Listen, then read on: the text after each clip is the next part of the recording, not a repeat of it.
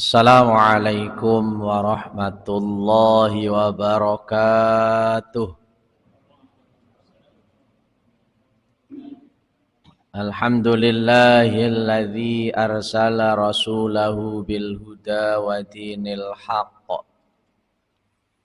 liyudhhirahu 'alad dini kullihi walau karihal kafirun.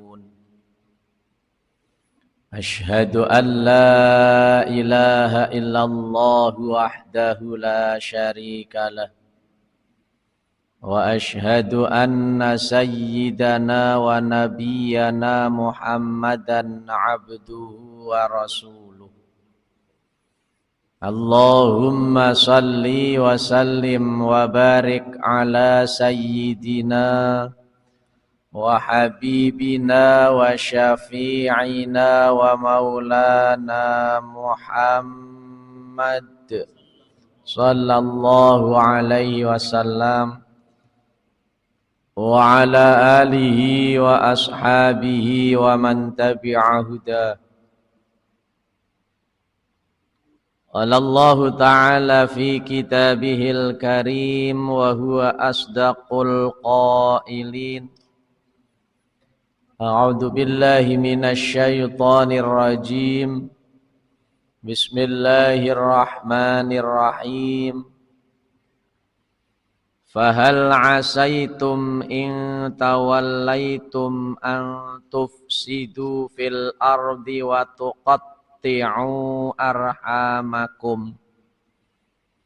Ulaika alladzina la'anahumullahu fa asammahum wa a'ma absarahum.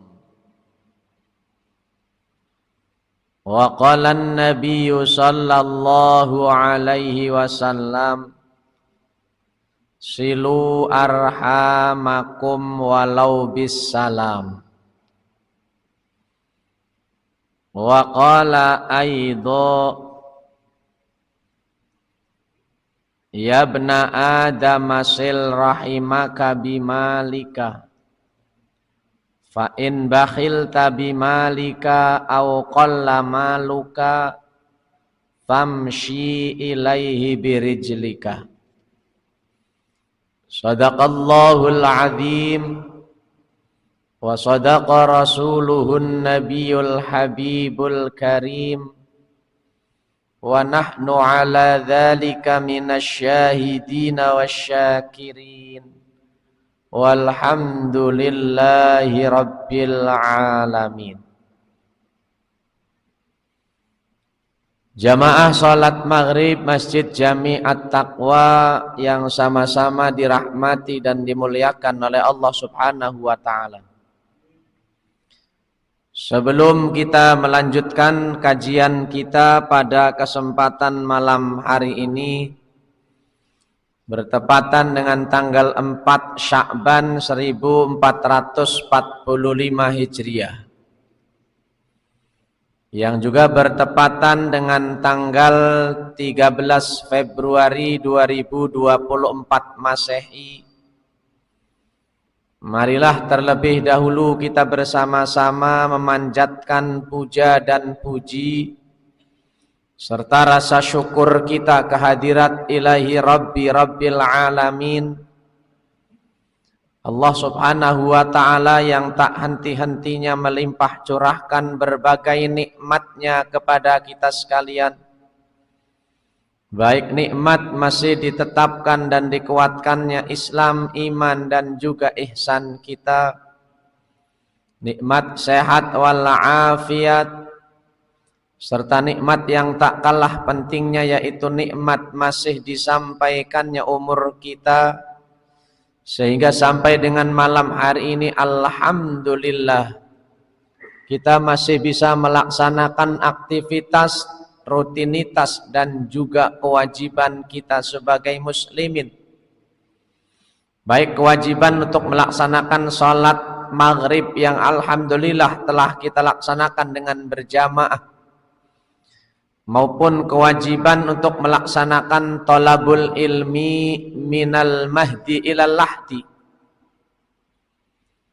Dengan tujuan dan harapan mudah-mudahan dengan thalabul ilmi ini dosa-dosa dan kesalahan kita semua diampuni oleh Allah Subhanahu wa taala. Dan mudah-mudahan langkah kaki dan niat kita dari rumah menuju majelis ini kelak akan menjadi wasilah dan juga sebab dimudahkannya langkah kita semua masuk ke dalam surga. Amin ya rabbal alamin.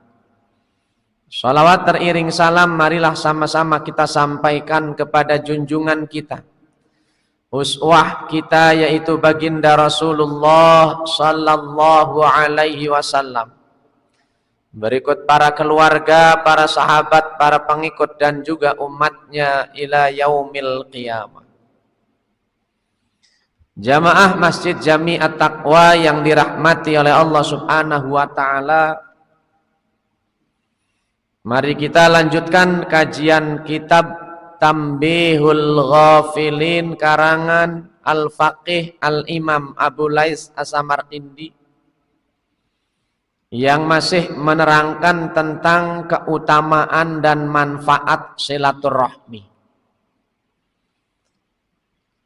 Pada hari Jumat kemarin sedikit banyak kita telah membahas tentang keutamaan silaturahmi atau yang artinya mempererat tali persaudaraan. Sebagaimana ketika Rasulullah pada suatu hari sedang mengendarai untanya, tiba-tiba seorang badui menghadang Rasulullah dan langsung mengambil tali kekang untanya Rasulullah. Lalu bertanya orang badui itu pada Rasulullah, meminta untuk diberitahukan tentang amalan apa yang bisa memudahkan kita masuk surga dan menjauhkan kita dari api neraka.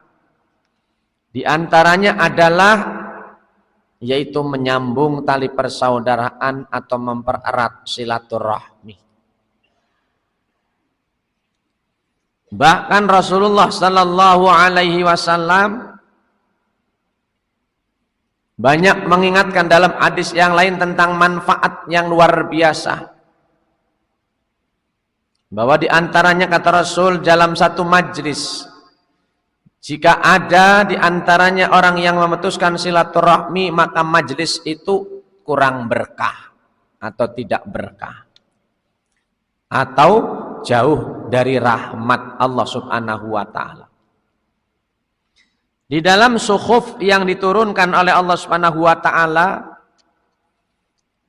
disebutkan,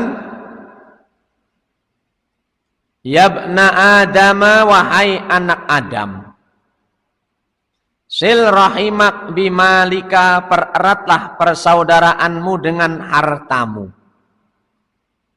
Fa in bahilta bimalika, dan jika kamu merasa sayang atau kikir dengan hartamu, aw qalla maluka, atau hartamu hanya sedikit, famshi ilaihi birijlika, maka berjalanlah kepadanya dengan kakimu. Jadi pertama, mempererat silaturahmi itu dengan hartamu. Nanti dengan harta seperti kita menyantuni yatim atau ngundang makan di rumah kita, kumpul bersama di rumah, itu juga cara mempererat silaturahmi yang efektif. Ya. Apalagi sifat kita manusia orang awam ini selalu ketika melihat satu urusan itu yang ditanya ada apanya, bukan apa adanya. Ya. Orang silaturahmi kalau nggak ada apa-apanya kadang-kadang males.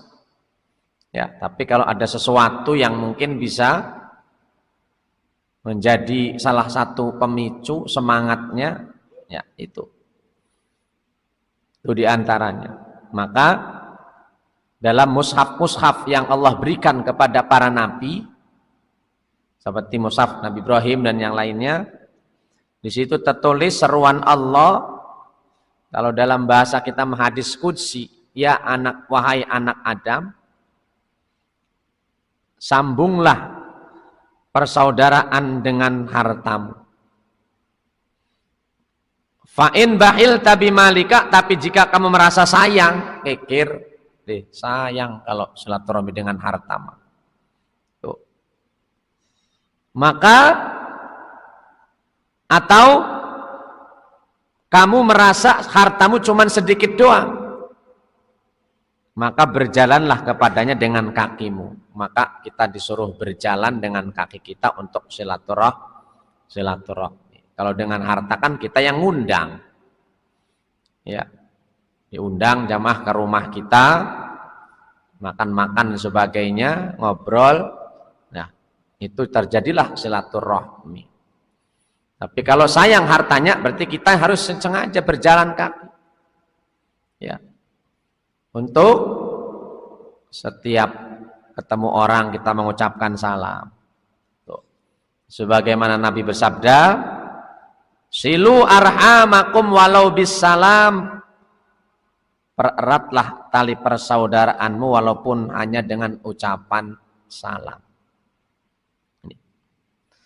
Kemudian Syekh Maimun bin Mahran, beliau berkata, ada 3 perkara, 3 hal yang tidak boleh dibedakan antara orang muslim dan orang kafir.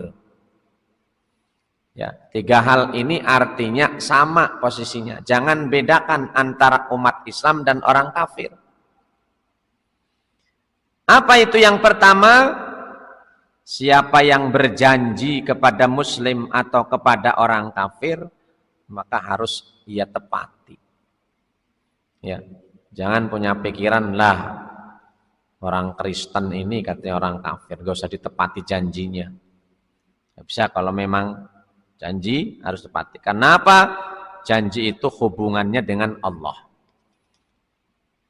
Yang kedua, siapa yang mempunyai sanak famili, baik muslim ataupun kafir, maka ia harus mempererat tali persaudaraan. Ya, erat tali persaudaraan. Dan yang ketiga, siapa yang diberi kepercayaan baik oleh muslim ataupun kafir, maka ia harus menunaikannya. Kalau dikasih kepercayaan. Tuh.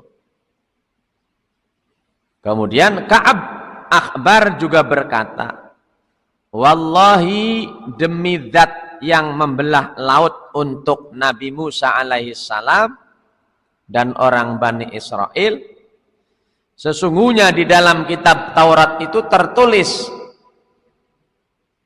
ittaqi rabbaka wa birra walidaika wasil rahimaka amuddulaka fi umrika wa uyassiruka fi yusrika wasrifu angka usraka. Dalam kitab Taurat, ya, ini tertulis yang pelajaran yang sama maknanya dengan ayat dan hadis yang kita pelajari.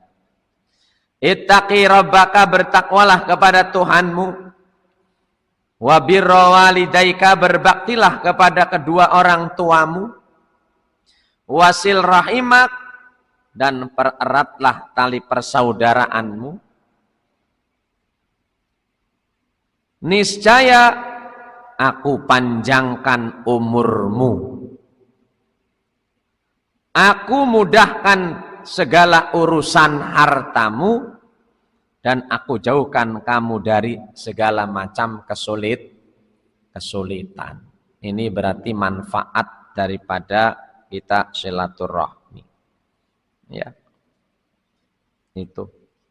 Jadi dengan kita silaturahmi, umur kita akan dipanjangkan. Ada kajian Jumat kemarin, bahwa orang yang mestinya usianya 3 hari lagi, bisa jadi karena sarajin silaturahmi Allah panjangkan 30 tahun lagi. Sebaliknya, ada orang mestinya 30 tahun lagi umurnya hidup di dunia, tapi karena tidak silaturahmi, jadi 3 hari lagi dia mati. Ya, itu diantara manfaat daripada silaturahmi. Sebagaimana firman Allah juga dalam Al-Qur'an surat An-Nisa ya, ayat yang ke-1 yang kemarin sudah saya baca, wattaqullahal tasaaluna bihi wal arham. Bertakwalah kepada Allah yang dengan nama Allah, dengan namanya kamu saling meminta dan peliharalah hubungan kekeluargaan di antara. Ya. Itu dalam surat An-Nisa ayat yang ke-1. Tuh. Kemudian di dalam surat Al-Isra ayat 26 juga Allah tegaskan wa atidal qurba haqqahu. Dan berikanlah haknya kepada kerabat yang terdekat. Maksudnya apa? Berikanlah hak kepada mereka, yaitu orang yang berhubungan persaudaraan dan berperbuatan baik. Jadi ini juga tersirat makna kalau kita sedekah, kita zakat, maka yang pertama harus kita keluarkan adalah wa'atidal qurba haqqah, berikan haknya pada kerabat yang terdekat. Jangan kita masuk ke kebalik. Ya. Ini. Orang jauh dikasih, keluarga sendiri malah tidak dikasih sedekah kita. Karena hanya ingin mencari popularitas, gelar bahwa dia orang yang dermawan. Ya. Sementara orang tuanya, keluarganya malah terlantar. Bahkan hidup serba kekurangan. Ini yang dikatakan yang tidak boleh. Keluarga dulu itu yang terpenting, ya. Yang terdekat terutama itu yang harus kita utamakan. Kemudian diriwayatkan dari Sayyidina Utsman radhiyallahu an bahwasanya beliau berkata Rasulullah sallallahu alaihi wasallam adalah sahabat karibku. Dan waktu itu aku masuk Islam karena merasa malu kepada Rasulullah sallallahu alaihi wasallam. Karena beliau selalu mengajak aku untuk masuk Islam. Maka aku pun masuk Islam, kata oleh Sayyidina Utsman. Namun sebenarnya di dalam hatiku, kata Sayyidina Utsman, belum mantap terhadap Islam. Artinya masih ragu. Pada suatu hari aku duduk-duduk di hadapan Rasulullah sallallahu alaihi wasallam. Di mana Rasulullah sallallahu alaihi wasallam bersabda kepadaku, namun ia berpaling kepadaku seolah-olah beliau berbicara dengan orang lain yang berada di sampingnya. Kemudian beliau menatap aku lagi seraya bersabda bahwa malaikat Jibril alaihi salam baru saja datang kepadaku. Atani anifan Jibril alaihi salam. Telah datang barusan malaikat Jibril kepada saya. Lantas beliau membaca ayat tersebut di atas. Ya, ayat yang tadi. Aku merasa sangat senang dan Islam mulai benar-benar meresap dalam hatiku. Aku lantas bangkit dari hadapan beliau, yaitu Rasulullah, dan mendatangi paman beliau, yaitu Abi Thalib. Dan dia berkata kepadanya, aku baru saja bersama keponakanmu Muhammad, tiba-tiba turun ayat Innallaha ya'muru bil adli wal ihsan wa itadil qurba wa yanha 'anil fahsya'i wal munkar. Lalu Abu Thalib berkata, ikutilah Muhammad. Niscaya kamu akan beruntung dan mendapat petunjuk.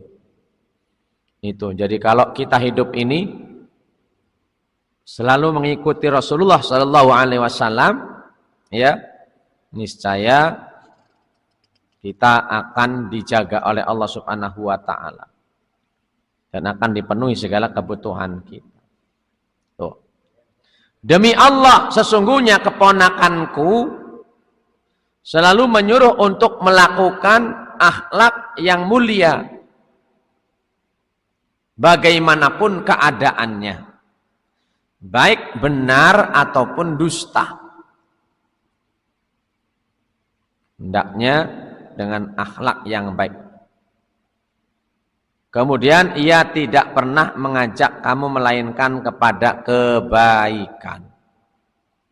Lalu Sayyidina Utsman menyampaikan itu untuk masuk Islam, maka ia pun pergi, ya, memenuhinya dan mengajaknya untuk masuk Islam, namun pamannya menolak.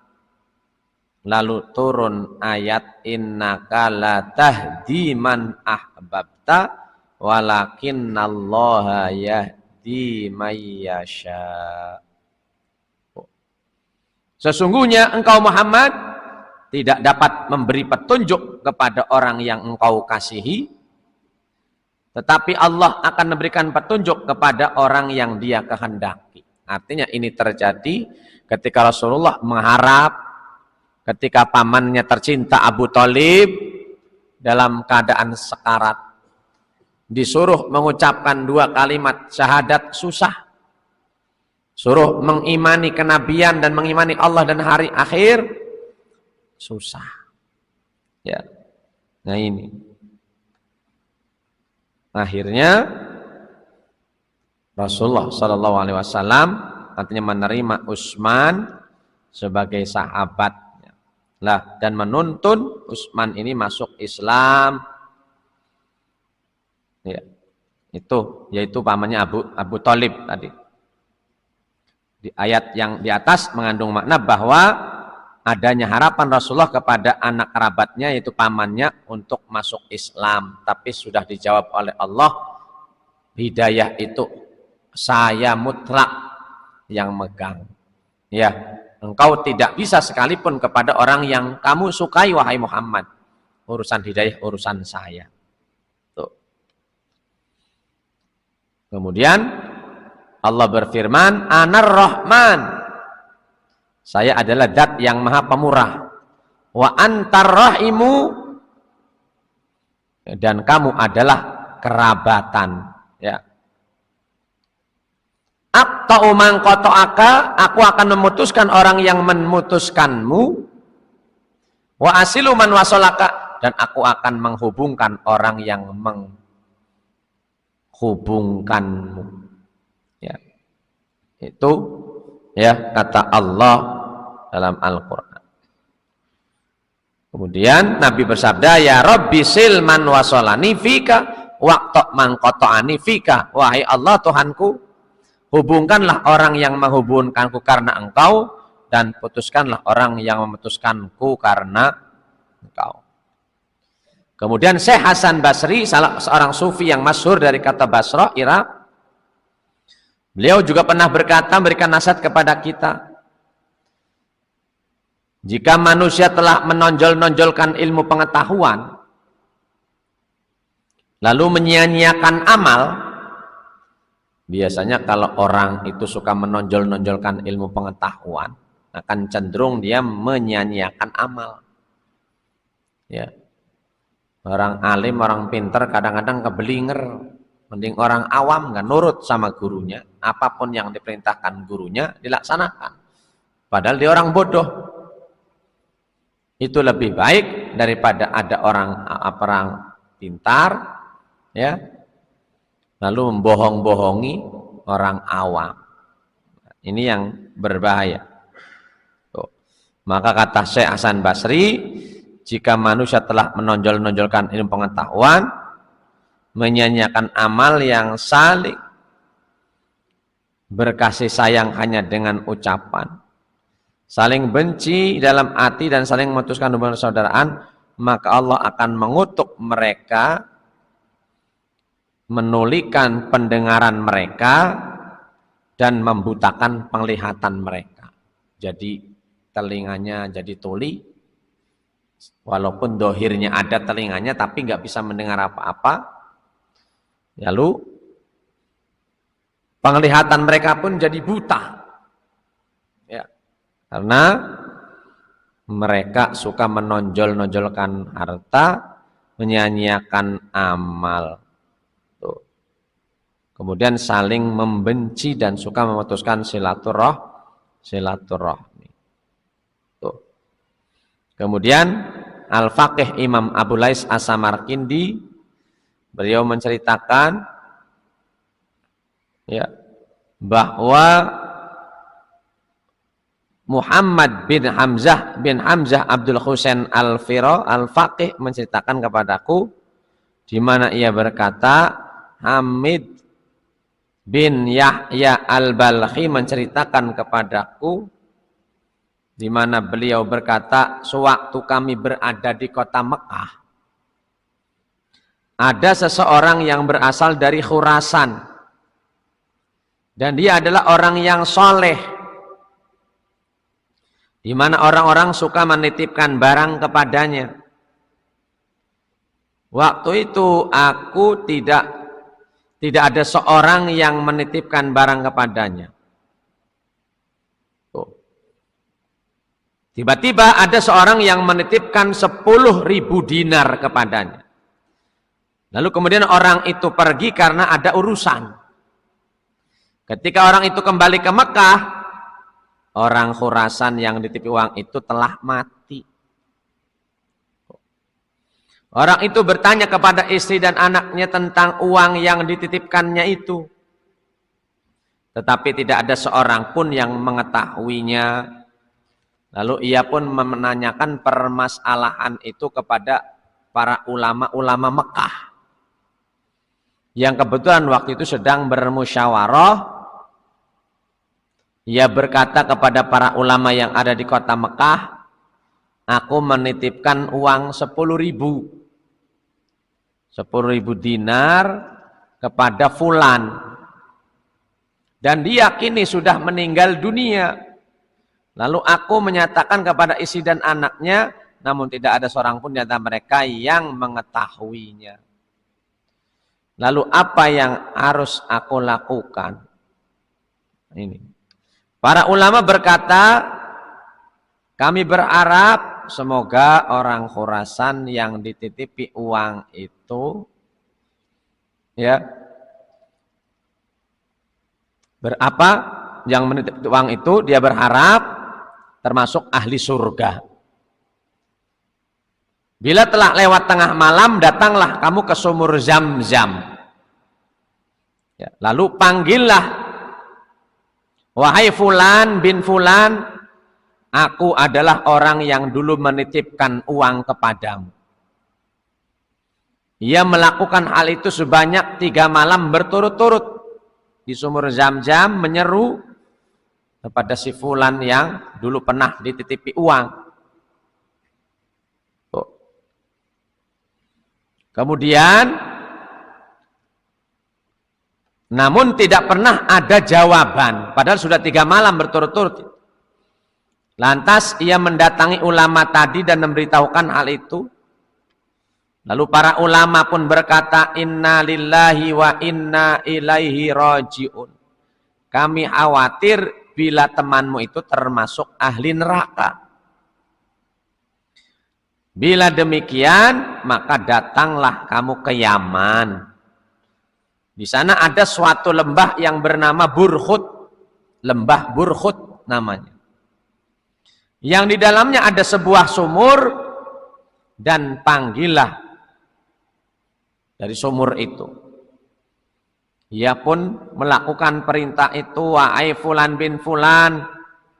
Di sumur Zam-Zam dia berkata seperti itu. Aku adalah orang yang dulu menitipkan uang kepadamu. Maka ia pun melaksanakan apa yang mereka pesankan. Baru pada panggilan yang pertama, ia mendapat jawaban. Apa jawaban itu? Uduh, kasihan sekali. Apa yang menyebabkan kamu berada di sini? Ya.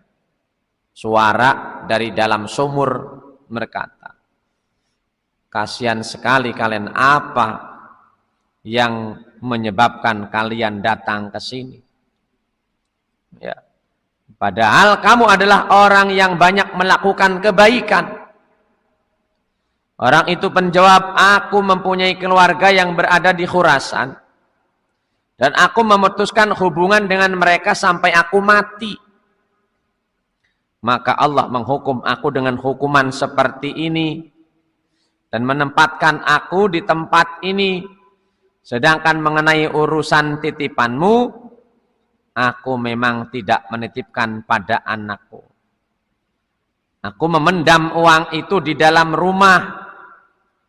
Maka katakanlah kepada anakku agar kamu dapat masuk ke dalam rumah, lalu gali dan ambillah uang itu.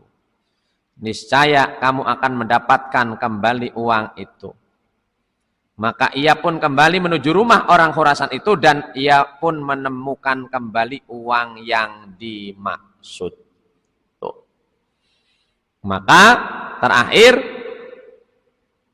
yang harus kita ketahui adalah sebagaimana Imam Abu Lais Samarkandi mengatakan bahwa ada 10 keuntungan bagi orang yang melaksanakan silaturahmi. Pertama, mendapatkan ridha Allah, menggembirakan keluarga, ya. Karena perbuatan yang paling utama adalah menggembirakan orang beriman. Lalu para malaikat pun merasa gembira dengan orang yang silaturahmi, ya, karena mereka bergembira bila ada orang yang bersilaturahmi. Kemudian mendapat pujian yang baik dari segenap kaum muslimin. Kemudian silaturahmi itu keuntungannya apa? Menyedihkan iblis yang terkutuk. Iblis sedih, nangis kalau ada orang silaturahmi. Tapi kalau ada orang yang memutuskan silaturahmi, tepuk tangan, senang sekali, girang dia. Karena dia akan jadi teman saya di neraka. Kemudian selanjutnya menambah umur, memanjangkan umur dengan silaturahmi. Selanjutnya menambah berkah dan rezekinya. Kemudian menyenangkan orang yang telah meninggal dunia. Karena nenek moyangnya merasa senang dengan adanya silaturahmi yang dilakukan oleh anak cucunya. Kemudian yang selanjutnya menambah kasih sayang, dan terakhir menambah pahala setelah ia mati, karena mereka akan tetap mendoakannya walaupun ia telah mati selama mereka ingat kebaikan yang ia lakukan. Ini sesuai dengan hadis Nabi, khairun nasi anfa'uhum linnas, sebaik-baik manusia yang selalu memberikan manfaat kepada orang lain. Ya. Demikianlah ya kelanjutan dari akhir dari pelajaran manfaat dan keuntungan silaturahmi. Mudah-mudahan sekali lagi kita berupaya terus untuk selalu menjaga silaturahmi, ya. Termasuk besok insya Allah kita mengadakan pesta demokrasi, pemilu yang langsung, umum, bebas dan rahasia. Maka kita pun pasti besok akan bersilaturahmi. Yang mungkin tidak pernah ketemu akan ketemu besok. Saling ketemu, ya. Tunjukkanlah muka yang bersahabat walaupun beda pilihan.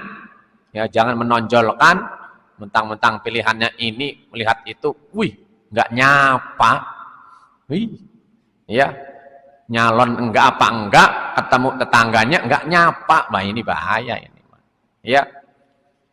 Padahal yang dibela-belain, yang dibangga-banggain, udah jadi belum tentu nanti nyapa kita itu, ya. Maka tinggalkan semua itu. Mudah-mudahan besok kita bisa silaturahmi, ya, saling sapa dan sama-sama berdoa. Mudah-mudahan siapapun nanti yang menjadi pemenangnya atau yang terpilih, mudah-mudahan adalah orang-orang yang amanah, baik tingkat kabupatennya, provinsinya, pusatnya, DPD-nya, bahkan presidennya. Mudah-mudahan mereka adalah orang-orang yang amanah semua. Amin ya rabbal alamin. Itu saja mungkin. Jika ada yang mau bertanya, silahkan. Ya. Waalaikumsalam. Pada pelajaran sebelumnya juga Ada seorang sahabat datang kepada Rasul bahwa saya ingin menyambung silaturahmi dengan saudara saya, famili saya, tapi dia menolak. Ya, saya berbuat baik, dia mendolimi saya. Kata dia, ya Rasul, apakah boleh saya membalas perbuatan itu? Nah, memang kan hak kita memang kalau kita balas. Kata Nabi, jangan, sebab kalau kita berbuat yang sama, kita sama dengan mereka. Ya. Kalau ini artinya apa? Tetap dengan benar tetap kita silaturahmi, kita baikin sekalipun mereka tetap berbuat jahat kepada kita. Ya, karena sesungguhnya insya Allah kebaikan, keberkahan akan kita dapat. Artinya tetap kita walaupun dia menolak, ya, kita tetap silaturahmi. Mudah-mudahan suatu saat nanti hatinya tergugah lalu bisa menerima kita atau memaafkan kita bahasa gitu. Ya. Jadi yang terbaik kita yang mulai walaupun begitu, itulah yang dicontohkan oleh Rasulullah SAW. Jadi jangan membalas. Umumnya kita kan senangnya ngebalas. Lah ngapain dong, dia juga pelit, kita pelitin. Dia nggak nyapa ya kita nggak nyapa, dia putusin ya kita putus. Mestinya kita terus. Nah itu kira-kira jangan kita malah ngikut-ngikutan. Nah ini jadi yang paling baik adalah kita kata Nabi tetap jaga, tetap kita berusaha menyambung, menyapa, silaturahmi sekalipun mereka berusaha untuk memutuskan. Karena berarti itu adalah kita dikatakan orang yang hebat jika mampu berbuat demikian. Itu Pak Haji, ya. Jangan malah berhenti terus. Apalagi itu masih saudara kita, umpamanya saudara dekat, tetangga saja juga begitu. Janganlah masa bodoh. Siapa dia, siapa saya, masa bodoh. Nah, nggak bisa. Harus kita berusaha. Ya, karena ketika kita mampu berbuat baik, tetap sabar, pahala setiap hari melimpah datang kepada kita, bahkan tidak terhitung pahalanya kata Rasul. Jika kita punya orang seperti itu, kita berusaha baik, dia berbuat jahat, kita ingin menyambung, dia malah memutus, tetap kita berusaha untuk menyambungnya. Jangan ikut-ikutan memutus, berarti kita sama dengan mereka. Alhamdulillah. Baik, itu saja mungkin kajian pada malam hari ini, mudah-mudahan bermanfaat untuk dunia akhirat kita, serta mudah-mudahan dengan kita rajin thalabul ilmi, insya Allah berarti kita juga menjaga silaturahmi kita, dan mudah-mudahan kita semua dipanjangkan umurnya, diluaskan rizkinya, dan diampuni dosanya. Amin ya rabbal alamin. Kita tutup dengan doa. Subhanakallahumma bihamdik, asyhadu an la ilaha illa anta, astaghfiruka wa atubu ilaik, birahmatika arhamar rahimin. Hadan ya Allah wa iyyakum ajma'in, wallahul muwaffiq ila aqwamit thoriq. Assalamualaikum warahmatullahi wabarakatuh.